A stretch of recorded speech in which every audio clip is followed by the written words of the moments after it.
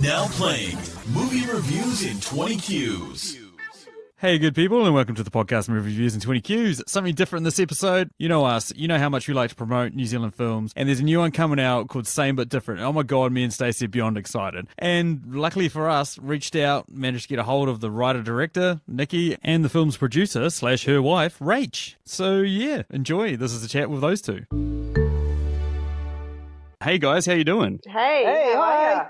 Thank you for having us. Thanks for having us. Awesome. Thank you so much for joining us on this. So the film, Same But Different, upcoming Kiwi film. Why don't you guys give us a bit of an elevator pitch as to what the film is about? Okay, well, the film's about Rachel, a 40-something-year-old Greyland mom with two kids, corporate, seemingly has it all together. She has this huge passion for acting. She does, Tuesday night classes, but she's not very good at it, bless her. Anyway, she gets selected. A film she's in is selected for a Māori film festival, which her mother tells her about. Her mother's incredibly excited and proud and wants to go to this film festival, but it's down south in the Whoop Whoops. Rachel's not interested. She's not going to meet Martin Scorsese there. Anyway, her mother's like, it'll be great, let's do it, So they get in the car and off they go. Rachel arrives and she basically gets smacked in the face by this beautiful Samoan filmmaker, Nikki. Not physically. It's not a violent film. It's not a horror. And that's the start of Rachel's unraveling. And Rachel, she no longer really knows who she is anymore. So Rachel's questioning everything about herself at this point. Oh, nice. Based on our true love story that happened, how many years ago? Four years ago. We actually met in an actual film festival, and I approached Rachel and said, hey, really nice film. And I said, what was it shot on? What camera? She goes, I should know this. And I said, and then I left. Meanwhile, while she was asking me, internal dialogue was just going nuts, and I was just like, what? One of those silly moments, yeah, very uncool. Can't really blame her, to be fair. So you said you met 4 years ago. How long have you been working on this story and this project and bringing the film to life? As soon as we met, we just knew it was a great idea. We're like, hey, this is really dramatic. Let's make it into a film. No, there was a bit of, obviously we had to fall in love, and we've even gotten married, and, we've had a life together. But a couple of years ago, we're both filmmakers, and we've both done some short films, a bunch of short films, and we really wanted to crack into features. And we thought, well, our really favourite genre is art house, international cinema, but we didn't want that to be our first film. We wanted to crack into something that was light and just a feel good and warm fuzzy type film. And Rach said, how about like a romance film? And I said, how about that time that you accosted me over 7 weeks? And she said, no way. No, that is embarrassing. And I was like, stupid idea. It's going to be a hit. That's so awesome. So from Rachel's reaction is the reason we knew that we needed to do this film. Or I did anyway. Rachel's still... I'm still in counselling. See, as you guys mentioned, it's sort of based on, your guys' story and stuff. Like, how far have you guys strayed from the original versions of the events? Or is it fairly close to what happened? Or? It's pretty there. It's near damn documentary. To be fair, this is the easiest thing I've ever written, and it only took me maybe a few months. And one of my short films took me a whole year to write. This came from such truth. It really came from a place of truth and heart. And the way that Rachel got to me is really endearing, and she really had to put herself out there. Especially, it was really the unknown. So we've based a lot of the scenes and a lot of the characters on actual moments and people. So it was really, really easy to write. We've molded a story around that, and that's been really fun to do. But yeah, it's just come from such truth that it's been quite an easy process in terms of the writing. Was there any point where you're like, oh, I remember that event, maybe I could rewrite that and make it a little bit better or something like that, or reshaping history or anything? Oh, there's a lot of history in there that we've actually...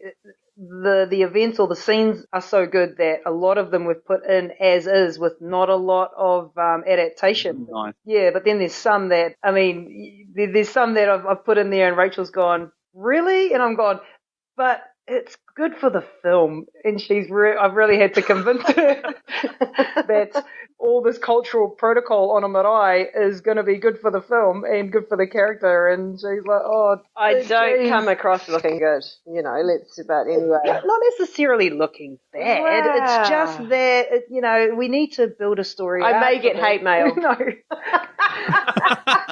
She won't. I'm going to move. I'm moving to Zimbabwe, actually. It's just really showing, a place in the early days of where Rachel's at. Like she's really lost all control, and she's generally someone who has got it all together. So the unraveling of Rachel, it might not be great for my poor wife / producer. For my ego, no. For Rachel's ego. No.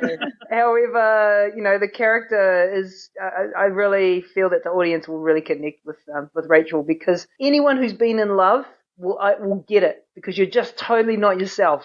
And this is what we're trying to portray. That leads so nicely to our next question. Tell us about who you think is really going to connect with this movie and the audience who'll get the most out of this film. Anyone with a pulse, probably. Oh, good answer. Yeah. Rach, I'll hand it over. We want to make true love palatable to mainstream audiences, And so it doesn't matter if you're gay, straight, or anything in between, because there's a lot in between. Yeah, we're just trying to make it really mainstream, really. Yeah, ultimately it's a story about love, and we've never once said that, put any labels on anything. It's just that at the guts of the story is love, and that's it, and that's kind of full stop. It's our love story. We're Kiwis, and so it's a true New Zealand love story, and that's it, really. Oh, that's so beautiful. And that truly comes across. I watched the trailer, and what I kind of thought, I could see that it was really heartfelt, and I'm looking forward to seeing the film. Oh, that's awesome. That's good. Really You've cool. obviously been in love then.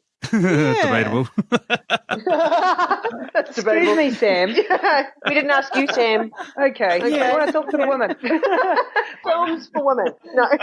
No, I'm sure you two have been in love, and you know exactly when that moment was, and that's the moment that we want to resonate throughout the cinema and through the audience, is that moment of when when you feel, and there's no words, and time and space just is non-existent. Oh, that's so sweet. Hey, Sam. Hey. You like that, Sam? You're getting goosey, hey? Squirming in my seat and being stared at the moment, but yeah, I'm good. So yeah, I mean, you mentioned that you originally weren't going to sort of go for making a romance film or anything like that, but was there any sort of romantic films out there that you maybe drew inspiration from? Or because this is quite original concept, to be honest, so I couldn't think of another film like this. But I mean, there's definitely films that give us the warm fuzzy, and we're looking for the warm fuzzy. I mean, for me, in terms of making it, in terms of editing it, in terms of in all stages, you've got to come back to the premise: is how does it make you feel? And if it makes you feel good, then that we're in the right direction. At any point when there was so much chaos filming it, or in editing, or in post, or whatever, it's like at the end of the day, that's the only question I come back to: is does it make you feel? And so there's lots of films out there that make me feel. I mean, I watched a little snippet of Love Actually just recently. It's the scene of the guy giving the cue cards of the woman that he loves but he can't have. That makes me feel. I watched recently also Crazy Rich Asians. There's a snippet of where the mum, they're playing mahjong, that scene where she's basically telling the mum that it's because of her that the son will have a future, not because of her. And that gave me goosebumps. Like, there's all these films along the way when you just feel the hairs on your skin just raise up. And that's what films do, is that they just make you feel, and it take you to a place of nostalgia or of resonance. That ultimately there's so many moments in films. I mean, it can be in an action film, it can be in a comedy, it can be whatever, but every single film that I've seen has made me feel something. Even if I've detested it, it's made me feel something. So I try and argue with my accountant. He's like, yeah, Nikki, we can't write off all of the films that you see. It's like, yeah, but some films I don't want to see. So, it's like, I know that feeling well. Sam makes me watch a lot of movies I don't want to watch. I know, right? It's just, it's for personal and professional development, my accountant. But no, like every film will have something in it that will contribute to your next project or your next job, and that's what everything we've ever done has prepared us for this one film. So are there any inspirational films? I mean, they're all inspirational. I love romantic films, and, there's also, it's light and fluffy in our film as well. So every single film that we've seen has contributed. Awesome. Hey, one question that we ask in every podcast is, well, most podcasts, is what flavour ice cream is this movie? Would you be able to endeavour to answer that as to what flavour ice cream this movie is? I don't even eat ice cream, so Nikki, I think this is over to you. You're an ice cream lover. Oh, look, when you start watching the film, you're thinking, this is orange chocolate chip, isn't it? And then you're thinking of those big 5-litre buckets that you used to get, those big cardboard containers from Tip Top. So you're thinking back in the day, and then all of a sudden you're like, oh my God, this is goody goody gumdrops. This is bloody goody goody gumdrops. and then you're going through, and then you get a little bit older, through the ice cream, and then you're like, pass me that vegan Magnum. It's all of the above. It takes you on a journey. It takes you on a real journey, cruelty free. You end up at the end, but hey, you have to have all of those, even your cookies and cream in the middle, just to get to your vegan Magnum. Best answer we've ever had to that question. I love ice cream. Nice. All right, so that brings us to the end of our questions. So when is this movie coming out? We need to see it. Okay, well, it's premiering at the Civic on March 28th, 6 p.m. kickoff, red carpet. You can buy tickets at Auckland Live website via Ticketmaster. It's $25 a ticket. Search word same but different. And then we've got the after party downstairs at the Winter Garden, which is $30 a ticket. And we've got the Modern Māori Quartet playing. We've got Helen Corrie playing. She's done an original song for the film, which is beautiful. That's being released on Friday. That's in the trailer. That's Hardly Breathe. Yeah. That's what happened to Rachel when she saw me. She could hardly breathe. I could hardly breathe. Yeah. Yeah, and then I couldn't hardly believe it. She didn't know what I could hardly breathe. Her film was shot on. I could hardly believe it. And then we do go nationwide. We can't actually release the date, but the following month we will be going nationwide, which is really exciting. Going to be there front and centre, eh, babe? Yep. Aww. Shot babe. Cool, and thank you so much for joining us and sharing a little bit about your movie. We really can't wait to see it. It should be awesome. Awesome. Awesome, Thank guys. You, Sam. Thank you, Sam. Thank you, Stacey. Thanks you, for having Stacey. us. And we can't wait till you get to your vegan Magnum. You know what I mean? Totally. Shot team. See ya.